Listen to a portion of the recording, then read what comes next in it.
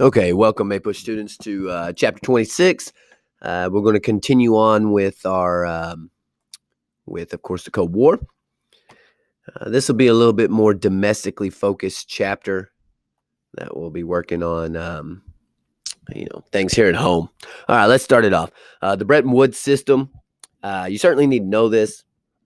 It's a creation of a World Bank, which would give loans to third world countries and countries that were destroyed by World War II. Understand the importance of this is to keep stability in these countries so that they won't be easy targets for communism. That's really the outlying motive for the creation of the World Bank. We also had the International Monetary Fund, the IMF, which was established to stabilize currencies around the world, again, for the same purpose, that destabilized countries were much more susceptible to communist propaganda and to communist takeover. So this is another method of containment. The military-industrial complex, remember, it was warned about by President Eisenhower as he left office. But it was industries that benefited from government contracts for military supplies. He certainly saw the danger in this. We don't want war to be something that's profitable to big business. Companies, for example, like Boeing, that deals with jets and planes and things, and General Electric and things of that nature. And he does warn about this in his farewell address. It's a famous farewell address, sort of like Washington's farewell address, asking for neutrality amongst political parties and stuff. Military spending increasingly consume more of the nation's GDP as we go forward. It occupies a huge amount of it today. The Soviet launch of Sputnik is very important because it launches the space race. And really, Sputnik is basically just a metal ball, not a whole lot bigger than a basketball, probably about a beach ball size. And all it can do is transmit signals. It doesn't do anything else. However, it has escaped Earth's gravity and is the first human-made object to be put into space. And it freaks people out. The U.S. passed the National Defense Education Act, which increased funding for education, especially math and science. Remember, we are paranoid at this point that we have been left behind, that America, the country of the great, with great innovations and ingenuity, has been left behind by communist-controlled Soviet Union, and that people would be attracted to communism because Russia has so much prestige because of the space stuff. And we know that the Russians are going to put the first dog into space, the first monkey into space, the first human into space. They're just legitimately beating us badly in the space race until we finally beat them to the moon, which I think, of course, gives rise to the whole moon conspiracy thing. Okay. Well, if I can get my froze, I'll do it like this. Okay. Post-war prosperity and the affluent society. You got to know what affluent means. That is essentially well-off and educated. The middle-class families where, you have degrees involved. All right. Corporate power grows in the 1950s. They're getting bigger shares of their markets. In a similarity between the 1950s and the 1920s, mechanization is once again replacing factory workers in different ways because it's new tech that's coming through. Mechanization to replace farmers in the late 19th century. So you see this trend, still a trend that continues today. We have robots assisting in surgeries even. So even doctors aren't safe from replacement. Economic record. You have a couple of books here. The Affluent Society, which argued that the poor were not the focus of politicians and economists, that essentially a fair-sized chunk of the American population was not being considered by politicians, that their focus was on the elite and the middle class, and that their policies were policies that benefited the middle class and the elite. The Other America, written by Michael Harrington, focused on the poor in America.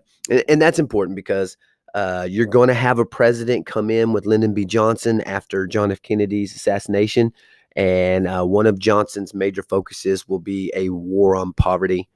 The feeling that the gap between the rich and the poor is growing, that the middle class is shrinking. And so I'm going to reach out to the poor. And as you can just barely see in the white down there, it says that this helped influence Lyndon B. Johnson's Great Society in the 60s, which we'll talk about a little bit later. Okay, let's see. All right. Continuing with prosperity. We are a nation of consumers. We've been hitting that trend for a while now. And in the same way, the 1950s can be compared to the 1920s. New consumer products, media, this time through TV and not through the radio, and mass consumption. Americans love to buy stuff. It's part of our culture. It is not something that is shared by all countries in the world. It's not uniquely American, but it is probably best exhibited in American culture because we have had long periods of success. All right, you got to know the GIB. So important. This provided education opportunities for returning soldiers. I'll say this, the government did right by them a lot better than what it does in later times.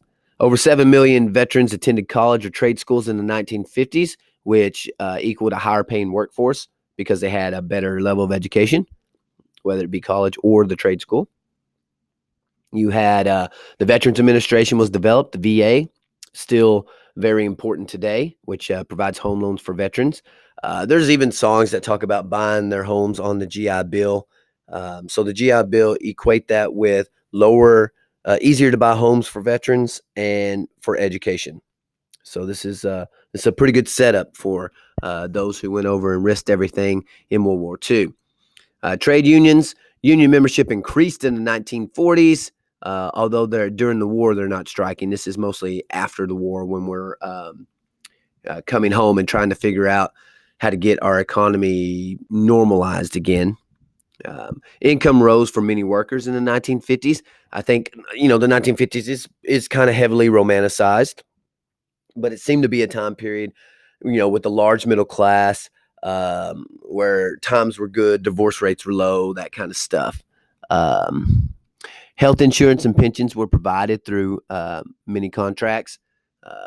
So it does. The 50s seems like it's a really nice time. It's not, we have some issues, obviously. We still have segregation in the South, and women are still considered second-class citizens. But the nation as a whole seems to be pretty good. Many people believe that this is the time period that Donald Trump harkens to when he says, "Make America Great Again." All right. Houses, cars, and children. Many families purchased homes and cars in the 1950s. There were 25 million homes built between 1945 and 1970, a huge number. Most homes had TVs. That the TV becomes the central focus. I would say it is similar to how the cell phone has become a central focus in today's society. Everyone has to have one. It dominates much of your time.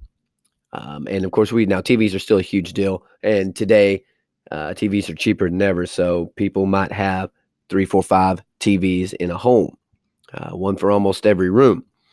But they are promoting consumer products through commercials. So again, it pushes this theme of consumerism in the 1950s.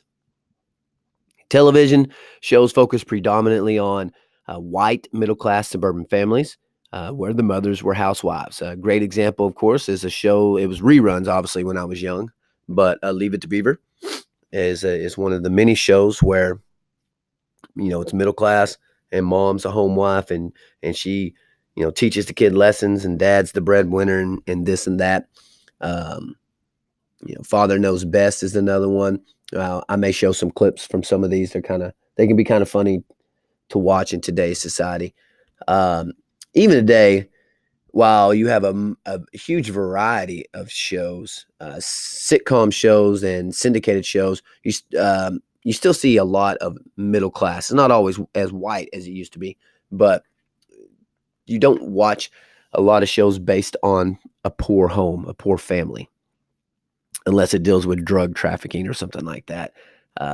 They still mostly hit the white middle class. All right. Youth culture in the time period. Teenagers are often targeted by advertisers to buy products, to put pressure on their parents to buy products for them, or if they've got a little side job, to use that money to buy products. You got movies in this time period that are glorifying young, rebellious men. Rebel Without a Cause. We'll probably watch Rebel Without a Cause. It's got James Dean in it after your AP exam. And it's just, that's moving into the 60s. And remember that the 60s there's beginning to be a pushback against the conformity of the 1950s. Now you have the rise of rock and roll in the 50s.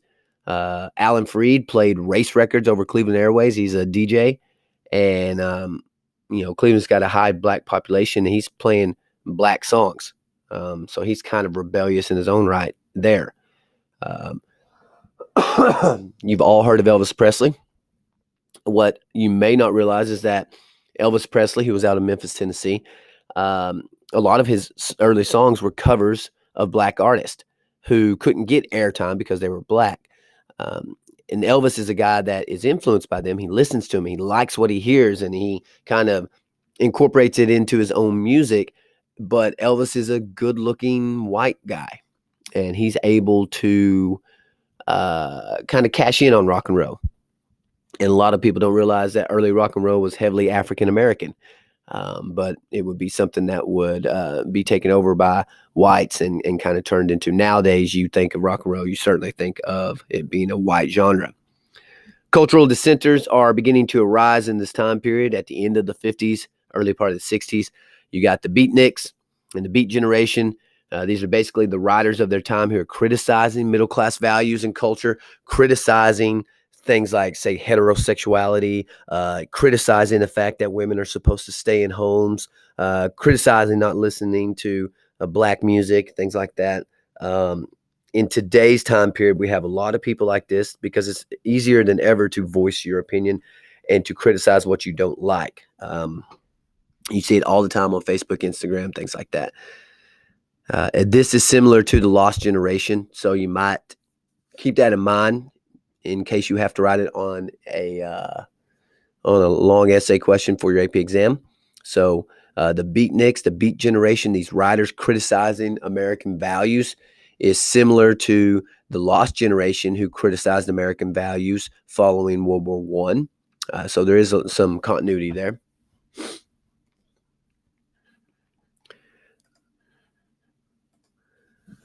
In the picture here, you see that is Billy Graham.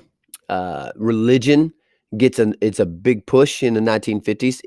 It's been going strong, really, for a while now, several decades, without a doubt. But in the 50s, gets another big push because of television. Billy Graham becomes the influential evangelical preacher of the 1950s. He's going to, have airtime on the TV, which is going to be very important in pushing out his religious ideas and other religious ideas. He's a little bit different, that he argued that materialism was not incompatible with living a moral life. A target was, well, you can't be Christian if you're rich. You can't be Christian if you have money, if you have stuff.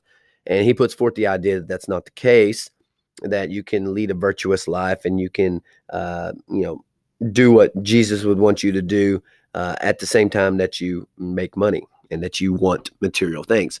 In 1954, Under God was added to the Pledge of Allegiance. So that was not always there, but the 50s is a religious uptick, and so they're going to add it to our pledge. This is also a time period of the baby boom, which is also immensely important. From 1945 to 1964, right following, of course, World War II, there are a lot of people who are very happy to be alive, who are celebrating the end of this terrible war. And you can see their birth control pill. Birth control pill comes out in 1960, and it's a huge deal. It gives women the power to decide, the size of their families. And so that is going to pretty much, the birth control pill is going to help end the baby boom. You see a drop in divorces in this time period. Again, it's a religious uptick, so Uh, they're going to try to stay married even in some difficult time periods.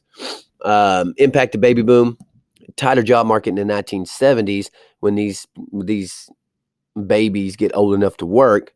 There's a lot of workers and not as many jobs, and so the 70s is kind of a tough decade, economically speaking, as you'll see later on. The baby boomers are affecting the United States tremendously today. Healthcare being a major topic because baby boomers are old now; they're retirement age. Social Security issues because we have less people paying into Social Security than what are beginning to draw from Social Security because of this huge population boom, this huge baby boom following World War II. There's improving healthcare and education in the time period. New medical advancements reduced more mortality rates for children. Um, you had the polio vaccine. That's a big one. And Dr. Jonas Salk, um, God bless him, gives it away for free. It's hard to imagine these big pharma, big pharmacy, big corporations doing that today. If they find a cure for cancer, I somehow doubt that they'd be given away for free. Although, seems like it should be, right? You had a man by the name of Dr. Benjamin Spark, who writes a common sense book of baby childcare. You have so many children, and people are concerned about being good parents and stuff like that. And it's just a know-all book on how you can be a better parent, how you can safely take care of your children. The American family in this era of containment. Women, work, and family. Expectation of middle-class women in the 1950s, like it has been throughout much of their history. The expectation was that they would raise the children, clean the house, and cook. Very firmly part of that cult of domesticity. More women began working to help provide for families, however. It's like a double world. On the surface, the TV shows you watch and the propaganda is mom stays at home, cooks, cleans, takes care of children. On the surface, more and more women are getting an education. More and more women are getting jobs. Most of those jobs were jobs as nurses, receptionists, things like that, teachers, of course. And women are still being paid less than men. There's challenging middle-class morality. Alfred Kinsey, he researched sexual practices of Americans. Again, this is a religious time period. So the idea is that you should be, that teenagers before marriage, you should be abstinent. You should be celibate, no sex before marriage. His research is going to show that that's not the case, that Americans are much more sexually active than what's being put out there or what people believe. You also get the homophile movement in this time period. Alfred Kinsey revealed that homosexuality was more common than believed. I'm trying to remember the exact number. I think it was in the 30% amongst men, and that men were far more homosexual than women tended to be. Now, homosexuals are going to face a tremendous amount of discrimination throughout the 50s and 60s. Remember, the more religious the time period, the more discrimination they're going to face. But by the end of the 60s, you get the Stonewall riots, which is essentially the beginning of the gay rights movement. We certainly live in a time period today where the gay community has made tremendous strides and continue to do so. And I can't even make that out at the bottom, so sorry. The 50s also something you got to know about the 50s is it's the big suburb push. You've had all this migration. 2 world wars have sent a lot of African Americans to the cities. And so the cities have huge populations, and you're going to get white flight right here. 1 out of 3 of Americans lived in the suburbs by 1960. This is made possible because of better cars and better highways. Think the interstate system and things like that. And again, it's white flight, and white people are they don't want to live next to so many African Americans and Puerto Ricans and all these other immigrants that are coming to America, and so they basically go outside the city to live, and they'll just drive to the city to work. William Levitt's a guy you got to know. He introduced the mass production of houses, these Levitt towns, very cheap houses in similar styles. Their contracts say African Americans cannot live there, and they're building. I think they can build a house. It is an insane number. They can build like 17 houses a day or something. It is ridiculous. Prefabricated parts. They basically bolt it and screw it together, and boom, you got you a nice house, and it's ready to go. And they're cheap, they're affordable, and these white middle class people are moving out in droves to live in these suburbs that are free of African Americans. Federal Housing Administration, FHA. The FHA still important today. They're going to give out home loans and stuff. They provided mortgages with little money down, so it was easier to get in a house because you didn't have to have as much money up front. You're just going to pay more money on the long end. You're going to get like a 30-year loan and stuff. This helped increase home ownership drastically, and home ownership is really a part of the American dream. That one day you'll graduate and you'll own your own home. It's like getting your driver's license and your first car and stuff. People post about it on Facebook when they buy their first home. All right. Post-war housing boom. The interstate highways, National Interstate and Defense Highways Act. We know that's under Eisenhower. And it's hugely important. 42,000 miles of highways that could aid us in nuclear attack. If nuclear attack came, the idea being that we could get people out of the cities quickly and efficiently through the use of these interstate systems, that we could land airplanes on them if we needed to help with defense of America. It led to the growth of hotel and food industries throughout the United States. You guys, any of you who've traveled know this. Off of all these exits on the interstate, you're going to see a McDonald's, a convenience store, a hotel. All right, so it leads to jobs. It led to jobs in creating the road system. So there are a lot of people, construction workers out there who made good money, who made a good living building the interstates. And then at the end of that, tail end of it, you get the growth of the hotels that are going to employ a lot of people and the gas stations that are going to employ people. So the interstate system is a really good accomplishment for the United States. You get a rise of fast food and shopping malls. Ray Kroc purchased McDonald's and used Taylorism, scientific method basically, remember Taylorism, techniques to mass produce hamburgers. That's going to be timing it and seeing how long it takes to do this and how we can do that, and going to have it down to a science basically. And I think you know the influence of McDonald's and fast foods. It helps lead to our instant gratification society. You want to go through the fast food, and it better not take more than a couple minutes to get your food. Yeah, it's even better if your bag is hanging out the window when you get up there. Even better. All right. Also, you get a rise of the Sun Belt in the time period of the 50s and 60s. The Sun Belt is us here in Arkansas. States located in the south and southwest portion of the United States. Segregation, weaker education, fewer industries had kept people out of the South, but now that's beginning to change. Industries blossom, especially military bases in the warm weather and low taxes of the South. So businesses are attracted to move to the South where they pay less taxes, and people are going to go where the jobs are. So when the jobs move to the Sun Belt, people move to the Sun Belt. A trend since World War II was an increase in the population in the Sun Belt states. Still behind the other areas, but growing. Cities like Atlanta and Dallas and places like that.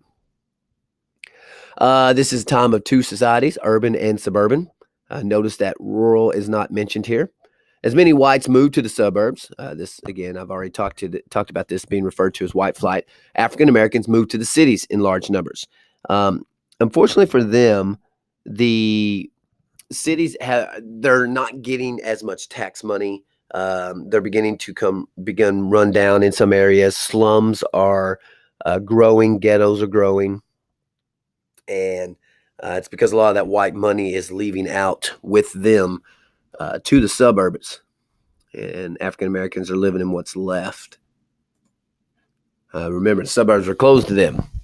Many African Americans that lived in cities lived in old apartment buildings, and they received low-paying jobs. There's plenty of discrimination there, yet there are certain jobs that are not deemed appropriate for African Americans. There was an urban renewal, a push to destroy the old buildings and build up new ones. but that's not going to come quick or easy. Urban immigrants, Chinese Exclusion Act was repealed in 1943, so they're going to start coming to America. Many Mexicans from the Bracero program remained in the United States after that agricultural program ended in 1964. Puerto Ricans migrated to the United States in large numbers. Remember that Puerto Rico is a territory, has been a territory of the United States since the Spanish-American War. There's more Puerto Ricans in New York City than San Juan, which is the capital of Puerto Rico. So that's a pretty crazy stat. Famous musical called The West Side Story. If you haven't seen it, you should try it out. Highlights this when the Jets and the Sharks face off. You got a Puerto Rico, a PR, as they're called, a PR gang that goes up against a white local gang. Pretty good stuff. Fidel Castro gained power in Cuba in 1959, and he turns to communism. And so a lot of Cubans are going to end up fleeing Cuba to come to the United States. All right, that's it. Pretty simple chapter for all intents and purposes. A few things you got to remember: the affluent America and the educated middle class whites. GI Bill paying for returning soldiers' homes and education. Beatniks, similar to Lost Generation, writers who are criticizing the values of America in the 1950s and 60s. The baby boom generation, a huge number of babies being born is going to lead to tougher times in the 1970s for jobs. And in today's time period, it stretches healthcare and Social Security because we have less people paying in than we have drawing on Social Security.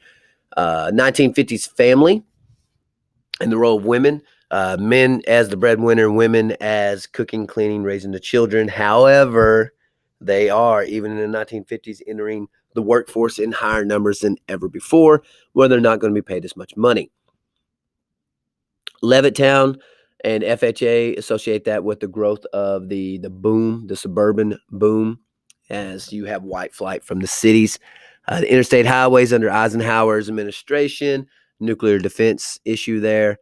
And it's going to help shrink America and help connect the coastlines and lead to the road trip, the automobile. Americans love it so much. There's so much with the interstate system that's important. And lastly, the growth of the Sun Belt, as we just talked about. Okay, guys, this is your chapter.